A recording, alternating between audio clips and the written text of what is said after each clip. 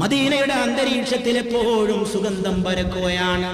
दूरी का मुझे जख्म मिला जिनके करम से दरअसल नरमे जख्म का मरहम भी वही है. നബി തിരുമേനി സല്ലല്ലാഹു അലൈഹി വസല്ലം ആ നബിയാണ് വേദനയെ പോലും അനുഗ്രഹമാക്കി തീർത്തത്.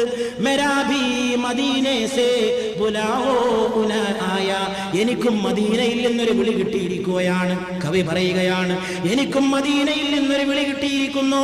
ജോ തെരേ ഹേ യാർ മേരേ ഗം ഭീ വഹി ഹേ, മദീനയിൽ നിന്ന് കിട്ടിയ വിളിയാണ് എൻ്റെ ദുഃഖം, ആ ദുഃഖത്തിലാണ് എൻ്റെ ആനന്ദം.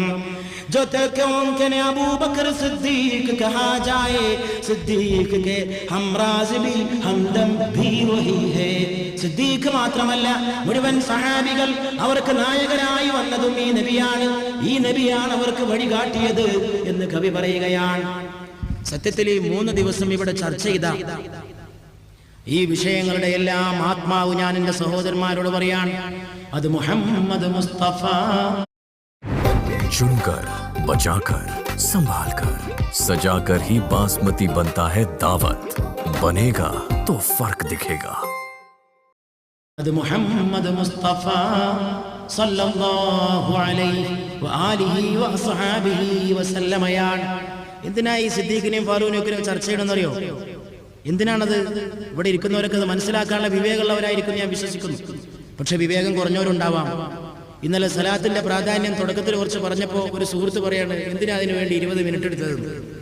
ആളുകളുടെ ബോധത്തിന്റെ തകരാറാണ്, ആളുകളുടെ ബോധത്തിന്റെ തകരാറ്. അതുകൊണ്ട് ഞാൻ പറയാണ്, സിദ്ദീഖിന്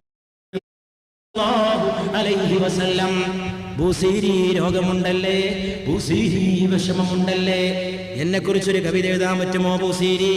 ആ കവിത കൊണ്ട് നിങ്ങൾക്ക് ശിഫയാണ്, ആ കവിത നിങ്ങൾക്ക് ശിഫയാണ് ബൂസീരി, അത് നിങ്ങളുടെ രോഗത്തിന് ആശ്വാസമാണ് ബൂസീരി.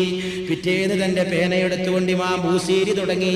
ഈ നമ്മുടെ നാട്ടിലെ കേരളക്കരക്കയില് സകല വാദിന്റെ മജ്ലിസുകളും തുടങ്ങുന്നത് ബുർദ ബെയ്ത്തുകൊണ്ടാണ്.